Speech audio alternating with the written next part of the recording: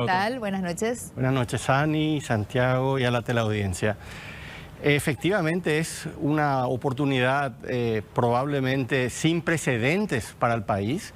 Estamos hablando del acuerdo, realmente es un acuerdo más allá del libre comercio, pero desde el punto de vista del comercio regional con la Unión Europea, estamos hablando del área de libre comercio más importante del mundo, 720 millones de personas.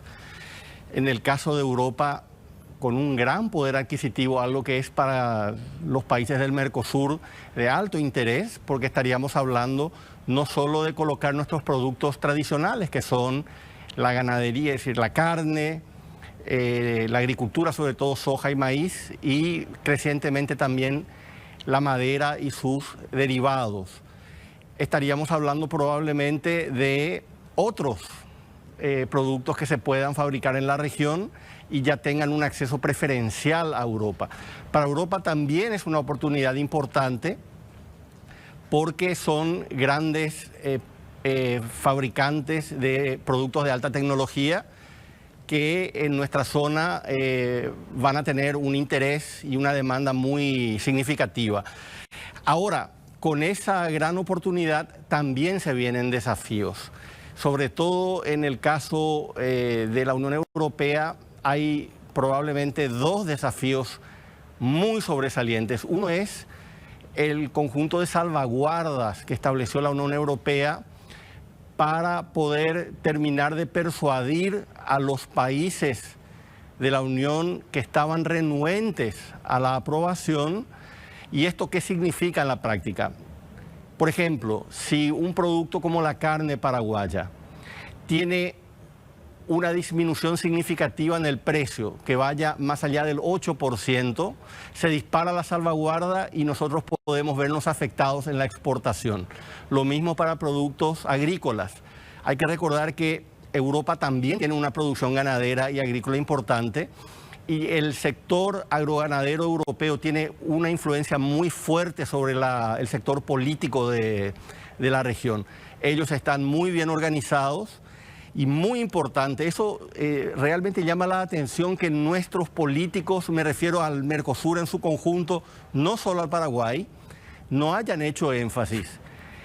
Cuando el sector agrícola y ganadero de Europa habla de que nosotros no cumplimos con determinados estándares, sobre todo medioambientales o laborales, lo primero que ellos soslayan es que ellos reciben 59.000 millones de euros de subsidios por año, dinero que se le da por el solo acto de existir. Eso es una competencia desleal para nuestros productores agroganaderos. No sé por qué no ha salido durante la negociación a hacerse más énfasis en eso. A más de la cuestión de las salvaguardas, hay otro desafío muy importante que ya ha sido, eso sí fue objeto de mucho debate acá en Paraguay, sobre todo de los sectores como la Unión de Gremios de la Producción, que han reclamado el famoso reglamento 1115, que establece una serie de estándares medioambientales que están por fuera del acuerdo.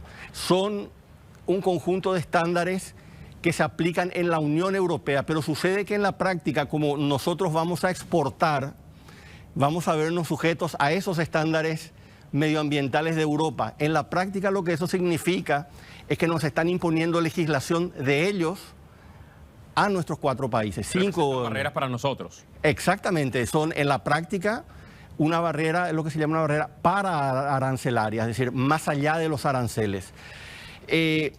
Esos son los desafíos que yo creo que vamos a tener que tener como región de Mercosur muy en cuenta. Vamos a tener probablemente que atender constantemente porque las salvaguardas que se establecieron se pueden implementar muy rápido. No estamos hablando de una investigación como sucede en el acuerdo de comercio entre México, Estados Unidos y Canadá, que puede llevar años para establecer si hubo algún tipo de violación al acuerdo. Acá estamos hablando de semanas.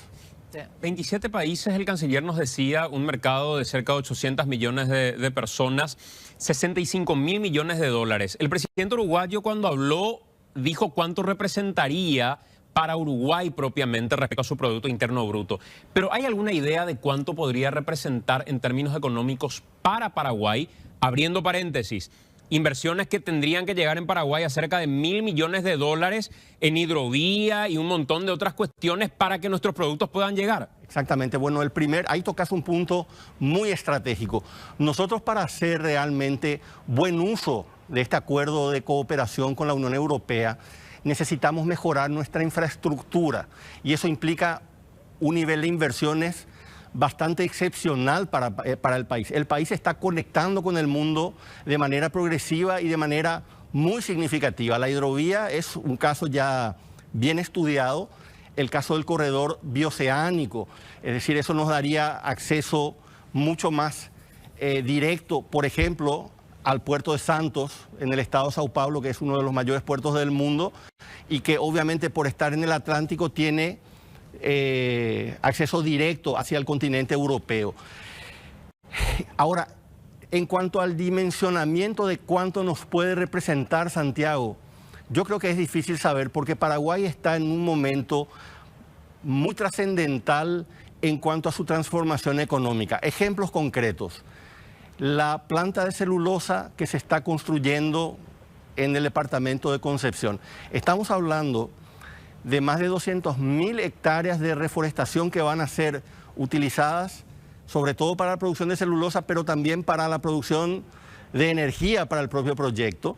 Eso abre un abanico de posibilidades de exportación que no existía. Si nosotros siempre hemos tenido sector maderero, pero nunca hemos tenido la escala que hoy está adquiriendo. Entonces, no creo que en este momento podamos dimensionar, como sí lo podría hacer un país como Uruguay, que está mucho más desarrollado y mucho más establecido, pero considero que estamos hablando probablemente de cifras y porcentajes superiores a las que se mencionaron en los últimos estudios, que se habla de crecimientos relativamente moderados, 0,2, 0,3% hasta el 2040. Realmente yo creo que eso es muy bajo. Es cierto que hay muchos sectores de la economía europea que solamente se van a abrir con muchos años de periodo de gracia, digamos, se va a hacer de manera progresiva. Pero yo creo que estamos hablando de algo que para el país no tiene precedentes en materia económica. ¿Y el Mercosur cómo queda? Porque hasta hace poquito había muchos cuestionamientos con nuestro propio mercado regional. El Mercosur es un proyecto que quedó truncado durante mucho tiempo. Es decir, el propio nombre lo dice, es Mercado Común del Sur. Se supone que tenemos que ser una unión aduanera, es decir, tener una política de libre comercio regional mucho más integrada, mucho más homogeneizada, y eso quedó en el tiempo. Yo creo que fue muy esencial el liderazgo o la falta de liderazgo del Brasil, y yo creo que el actual presidente Lula da Silva entendió eso y se esforzó mucho en hacer que lográramos firmar con la Unión Europea, incluso cuando hay aspectos del tratado que no nos convencen del todo. Creo que él se molestó, es mi interpretación, se molestó porque no se logró firmar cuando Brasil todavía tenía la presidencia pro tempore en Brasil, el acuerdo birregional, y por eso no vino. Pero es muy significativo que recibió a Ursula von der Leyen en Brasil, y Ursula von der Leyen vino en el avión presidencial brasilero a Paraguay, es decir, él mandó un mensaje. Yo creo que este es un momento donde Mercosur se podría relanzar, Sani, porque el tener acceso a los mercados europeos no es solamente una cuestión económica directa. Hoy en día, grandes economías como son la japonesa o las economías del sudeste asiático nos van a mirar con otros ojos a nivel Mercosur. Yo creo que es una gran oportunidad, pero va a depender mucho de que tengamos dinamismo y proactividad. Estos tratados no ocurren de la nada, llevan tiempo, las negociaciones son arduas, hay sectores que tienen intereses creados que no quieren muchas veces ceder, entonces es una ventana de oportunidad que se abre. Creo que el liderazgo de Brasil va a ser fundamental, pero nosotros, sobre todo las economías menores, también tenemos que ejercer presión positiva para que avancemos mucho más allá de este acuerdo que se firmó. Doctor, muchas gracias, muy amable. Un placer.